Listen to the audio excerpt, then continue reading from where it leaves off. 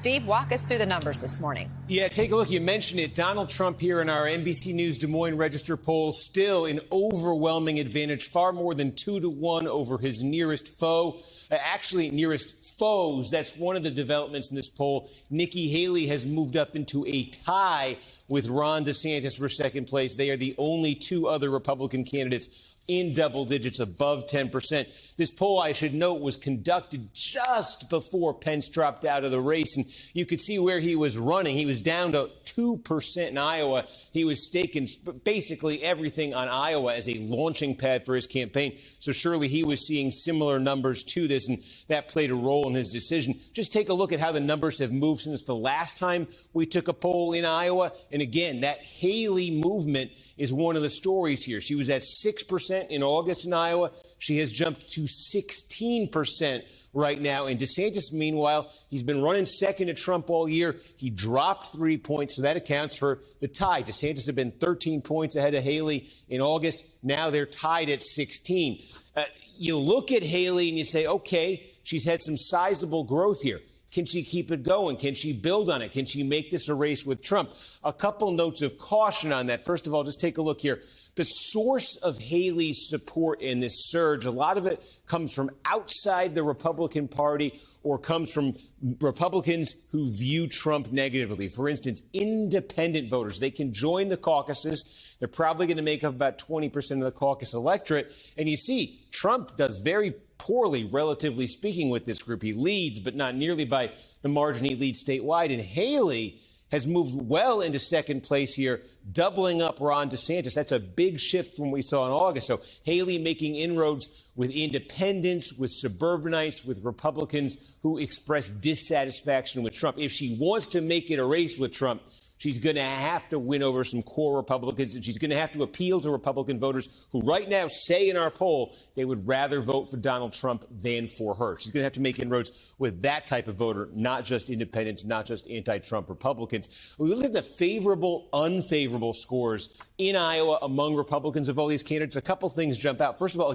DeSantis is actually the most popular Republican in this field in Iowa, a better score than Donald Trump. It's not translating into support for him in the poll. As you saw, he dropped 3 points. It seems he has this strategy here where he really does not engage directly with Donald Trump, does not go after him directly, doesn't take the bait when he's asked to.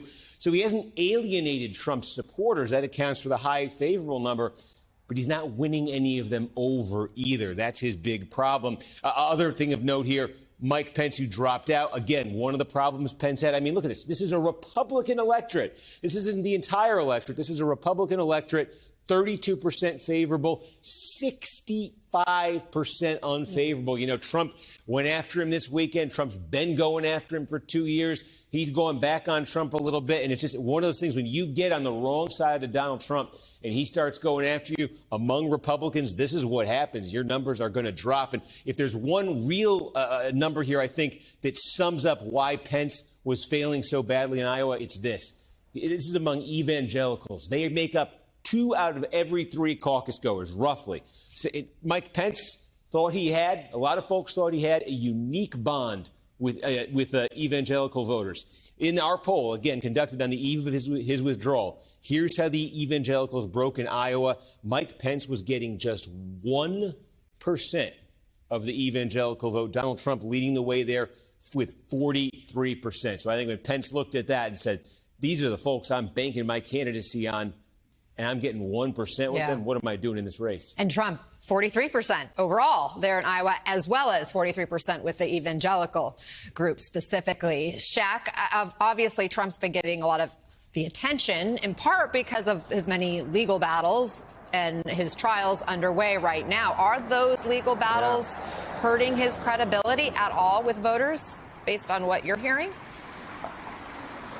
Well, Anna, you know, we talked to some of the actual Iowans who participated in this poll, and it's clear that there are some signs that these legal fights and legal battles are having an impact on how they view former President Donald Trump, though not in the most obvious ways. Among the Republicans that we talked to, there's deep skepticism about the legal charges against the dozens of charges that Donald Trump is facing. There's questions about whether or not this will even lead to conviction, skepticism over the timing of it. But you heard from many of them, even those who support Donald Trump now, that they're concerned this will be a distraction, that this is something that people will continue to be talking about, and that it might make him a weaker candidate in the general election. I want you to listen to what two of those respondents, people who said that they're not looking at Donald Trump right now, listen to why they said that and the impact that these legal fights are having on how they view the former president. It's just always in the news. I don't feel that he's, I guess, a man of character. If he's having all of these issues, I just feel like that's going to interfere with his leadership as our president. All of his legal problems will be a huge distraction, and in the campaign, that's what people will focus on. And it gives you a sense, one of the numbers that Steve was talking about, while former President Trump is clearly ahead when you look at the polling, you still have a majority of likely Republican caucus goers saying that they're looking at other candidates. And that gives you a sense of why that may be. Some people still like him. They like his record. They approve of what he did 4 years or 3 years ago. But they're looking at other candidates because they think some of them might be stronger to go on and take on Joe Biden in the general. Yeah, 54%, in fact, of the likely Iowa caucus goers say they are open or could be persuaded to changing their mind. Shaq Brewster, thank you. Steve Kornacki, appreciate you as well.